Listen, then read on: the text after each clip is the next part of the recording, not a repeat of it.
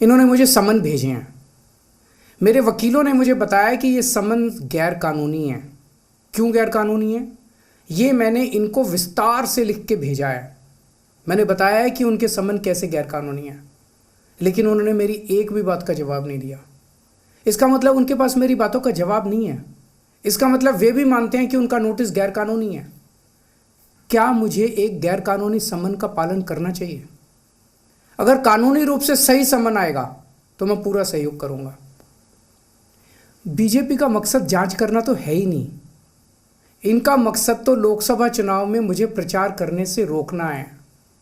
ठीक लोकसभा चुनाव के पहले इन्होंने मुझे समन भेजा है। क्यों? इस जांच को चलते 2 साल हो गए। अभी ठीक लोकसभा चुनाव के पहले मुझे क्यों बुलाया जा रहा है?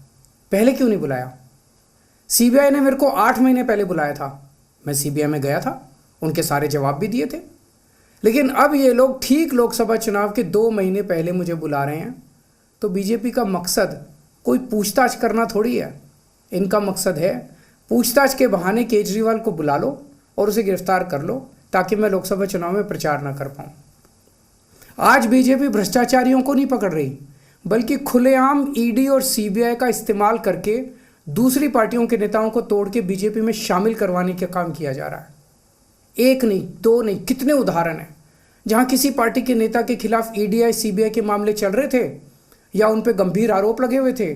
जैसे ही वो नेता बीजेपी में शामिल हुए, उनके सारे पुराने मामले बंद कर दिए गए या ठंडे बस्ते में डाल दिए गए। तो जो इनकी पार्टी ज्वाइन कर लेता है, उसके सारे मामले रफा दफा कर दिए जाते हैं।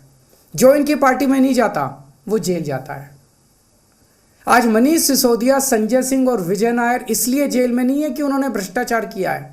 वो इसलिए जेल में है क्योंकि उन्होंने बीजेपी में शामिल होने से इनकार कर दिया है। आज हम बीजेपी का मुकाबला क्यों कर पा रहे हैं? क्योंकि हमने कोई भ्रष्टाचार नहीं किया। अगर हमने जरा सा भी गलत काम किया होता तो दूसरे भ्रष्टाचारी नेताओं की तरह आज भी हम बीजेपी में शामिल हो चुके होते आज तक। इस तरह देश के ईमानदार नेताओं को जेल में डाल के और भ्रष्टाचारियों को अपनी पार्टी में शामिल करवा के ऐसे तो देश आगे नहीं बढ़ सकता।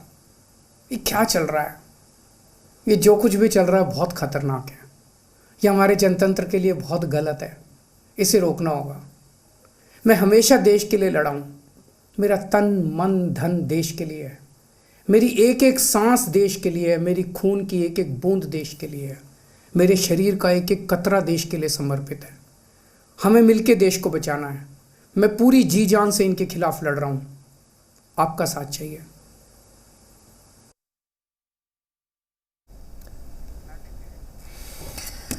तो अरविंद केजरीवाल ने यहां पर साफ तौर पर संकेत दे दिया है कि वो एक बार फिर ईडी के समन के बाद नहीं पहुंचेंगे। उन्होंने कहा कि उनके वकीलों ने उन्हें बताया है कि ये जो समन है वो गैर कानूनी है।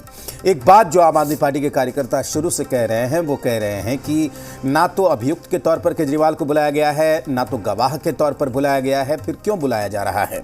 अरविंद केजरीवाल ने कहा कि आज हम इसलिए बीजेपी से लड़ पा रहे हैं क्योंकि हम गलत नहीं हैं। उन्होंने कहा कि मनीष सिसोदिया और संजय सिंह आज इसलिए जेल में हैं क्योंकि उन्होंने बीजेपी में शामिल होने से इनकार कर दिया। आप सभी ने दिल्ली के मुख्यमंत्री अरविंद केजरीवाल को सुना। उन्होंने इस दौरान ये भी कहा कि ये जो देश में हो रहा है ये लोकतंत्र के खिलाफ है, लोकतंत्र को खत्म करना है और ये बेहद गंभीर मसला है, इसमें आवाज उठानी ही पड़ेगी।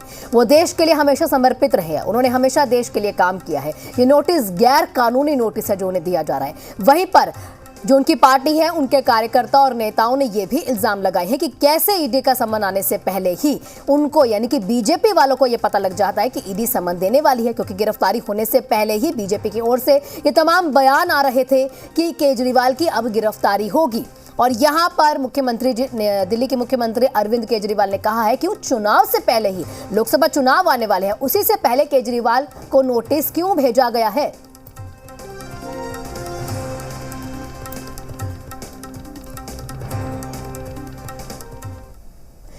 दिल्ली सरकार में मंत्री गोपाल राय ने भी अब आरोप लगाते हुए कहा कि यह समन बीजेपी के इशारों पर जारी हो रहे हैं। वहीं बीजेपी के नेता वीरेंद्र सचदेवा ने निशाना साधते हुए कहा कि सुबह से ही चोरों की बारात शोर कर रही है। भारतीय जनता पार्टी के सियासी चक्रव्यूह में फंस चुकी है और उसके पास अब बाहर निकलने का कोई रास्ता नहीं है। इसलिए पूरे देश के अंदर आज भारतीय जनता पार्टी ईडी को हथियार बना करके पूरे विपक्ष को अपने जो है शिकंजे में फंसाना चाहती है, और वो सिलसिला भारतीय जनता पार्टी ने चौतरफा शुरू किया है। शराब जो है शरीर और आत्मा का नाश करती है, पर इस शराब ने तो अरविंद केजरीवाल के चरित्र का भी नाश किया है। आज सुबह से मैं देख रहा हूं कि चोरों की बारात शोर मचा रही है, विलाप कर रही है कि हाय अरविंद, हाय अरविंद। अरे जब चोरी की थी, भ्रष्टाचार किया था, उस समय ध्यान नहीं आया था। जांच एजेंसी से भाग रहे हैं आप।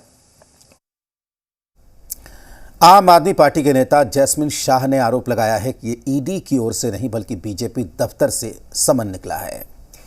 वहीं पर बीजेपी नेता हरीश खुराना ने भी इस पर पलटवार कर दिया। उन्होंने कहा कि जब घोटाला किया तो ईडी से भाग क्यों रहे हैं केजरीवाल। 24 घंटों से आप देखिए, समन्स जारी होने से पहले बीजेपी को पता चल जाता कि समन्स जारी होने वाला है। पिछले 24 घंटे से हर एक बीजेपी का नेता कह रहा है कि अरविंद केजरीवाल जी अरेस्ट होने वाले हैं। मतलब साफ है कि अरेस्ट का वारंट अगर निकलेगा तो बीजेपी के दफ्तर से निकलेगा, ईडी बाद कार्यवाही करेगा। इसलिए हमने कहा है कि ये होना तय है। अरविंद केजरीवाल और उनकी पूरी टीम लगता है मनोहर कहानियां गढ़ने में महारत हासिल है इन लोगों के अंदर। कल देर रात से इनके ट्वीट और वीडियो चल रहे हैं कि आज अरविंद केजरीवाल के यहां ईडी की रेड हो सकती है, उनको गिरफ्तारी हो सकती है। मुझे नहीं पता इनको ये इन्फॉर्मेशन कहां से मिली, लेकिन कानून के तहत कोई कुछ भी होगा तो उसकी पे कार्रवाई होगी। ये कानून के तहत सब कुछ हो रहा है। 3 बार से आप ईडी के सम्मन को जानबूझकर इवेट कर रहे हैं। खबर में